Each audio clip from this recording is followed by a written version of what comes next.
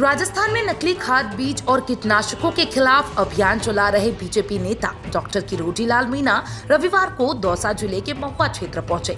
उन्होंने बलाहेड़ी गांव में सामुदायिक स्वास्थ्य केंद्र के भूमि पूजन कार्यक्रम में जनता को संबोधित किया। इस दौरान उन्होंने राजनीतिक सफर, लोकसभा चुनाव की हार, इस्तीफा और स्थानीय नेताओं पर जमकर निशाना साधा। डॉक्टर मीणा ने कहा कि महुआ उनकी राजनीति की जन्मभूमि है। उन्होंने कहा, अगर महुआ नहीं होता तो मैं ना दिल्ली पहुंच पाता और ना ही मंत्री बन पाता, लेकिन आपने लोकसभा चुनाव में गड़बड़ कर दी, कांग्रेस को वोट दे दिया, जिससे हमारा कैंडिडेट हार गया और मुझे मंत्री पद से इस्तीफा देना पड़ा। उन्होंने साफ कहा कि इस्तीफा किसी नाराजगी या मंत्रालय को लेकर नहीं था, बल्कि जनता से किए गए वादे को निभाने की मंशा थी। उन्होंने बताया कि प्रधानमंत्री नरेंद्र मोदी के समर्थन में उन्होंने दौसा, करौली और सवाई माधोपुर सीट पर भाजपा को जिताने की अपील की थी।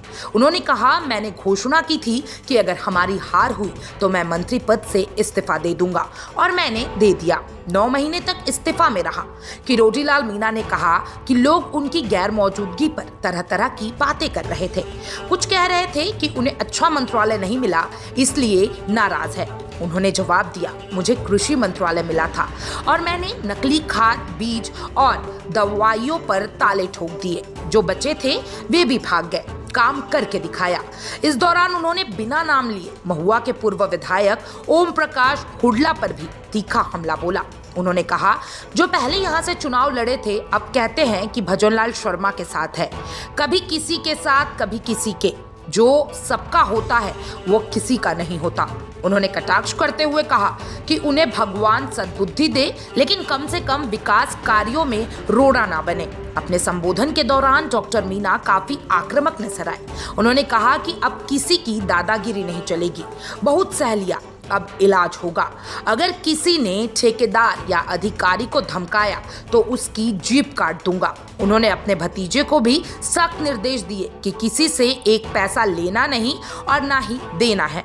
डॉक्टर किरोड़ीलाल मीणा ने महुआ को भ्रष्टाचार मुक्त रखने का संकल्प दोहराया और जनता से अपील की है कि वे सच्चे प्रतिनिधियों को समर्थन दें ताकि क्षेत्र का समुचित विकास हो सके। उनके इस भाषण से ये साफ हो गया कि वे आने वाले चुनाव की तैयारी में जुट गए हैं और अब किसी भी प्रकार की लापरवाही या भ्रष्टाचार को बर्दाश्त नहीं करेंगे। आपको क्या लग रहा है किरोड़ीलाल मीणा के बारे में और उनके इस आक्रामक लुक के बारे में, कह सकते हैं आक्रामक एक्शन के बारे में? कमेंट बॉक्स में जरूर बताइएगा और तमाम इस अपडेट्स के लिए चैनल 4 न्यूज़ राजस्थान के साथ बने रहे।